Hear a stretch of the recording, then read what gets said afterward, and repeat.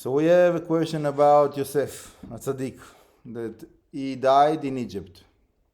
And what happened to him? What happened to his body? What happened to his bones? So there's a whole story. So I don't know who knows the story. So I will first say the simple understanding of the story, and then we'll go into the deeper meaning of that. Yosef Hatzadik, before he passed away, he asked his brothers, don't let them bury me here in Egypt. I want to be buried in Eretz Israel. Okay? They took they were, after he passed away, so it says that they made this procedure of keeping the body, like the Egyptians did.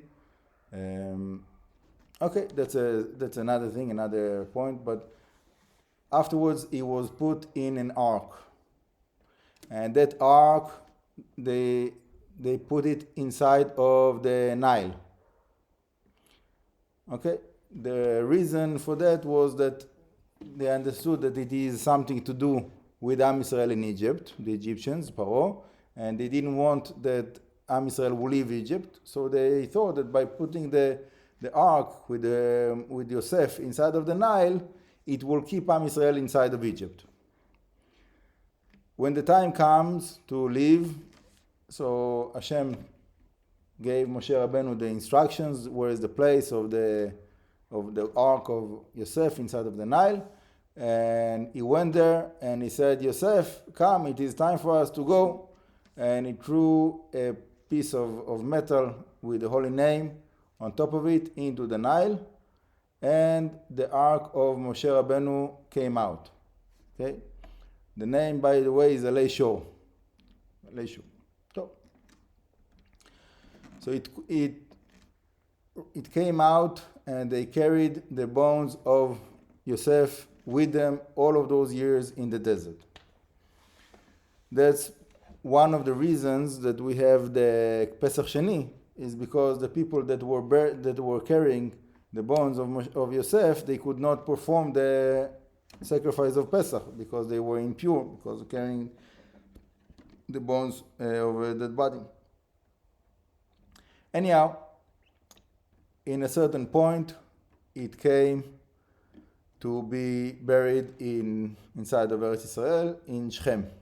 Okay, there is a tomb of Yosef, that there is people that are going there to pray, but it is very dangerous because it's an Arab zone, that there's many Arabs that are trying to harm whoever is going there. So whoever wants to go there have to make sure that it is in a secure tour. There is like army buses that they go there once a month, I think to pray. There is people that are trying to sneak in also in the not with the army, and that's dangerous. Sometimes they get into trouble, and then the army have to rescue them. Hashem will send everybody the earthly and heavenly help and protection that they need. Point of the matter is that we know that Yosef is symbolizing the Sfira of the Yesod.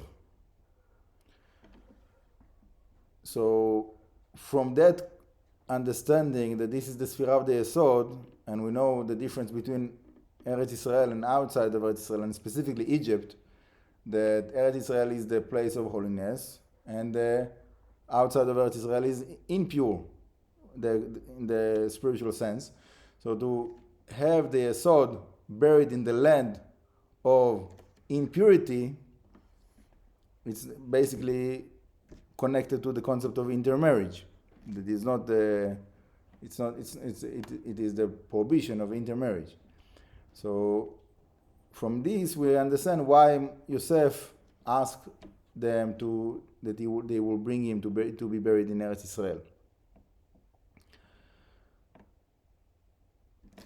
Obviously, there is many points that needs clarification with the whole story, but there's no doubt that there's a very good purpose that Hashem commanded Am Yisrael to carry the bones of Yosef with them through their traveling time in the desert. okay, until they came to Eretz Israel.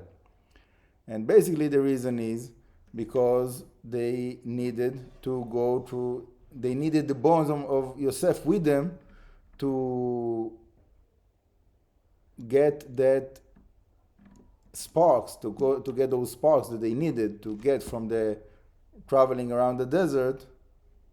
All the traveling is elevation of sparks.